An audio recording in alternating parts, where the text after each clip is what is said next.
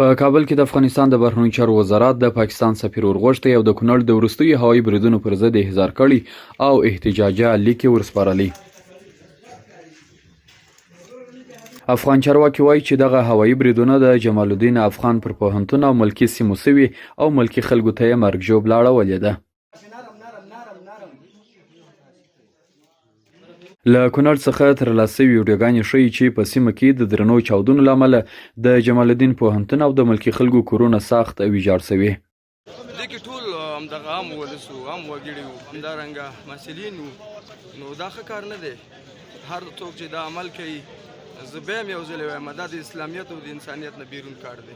ظالم وحشي رژیم د کونړ مرکز اسداباد او خواوشا سیمو باندې د ولسي وګړو په استوګنځایونو او کورونو باندې بې دریغه مرمۍ ورولې. افغان چارواکي وایي چې تر دې دمه هوایي بریدونو کې 8 تنه وژل شوي او 9 نور زخمیان دي.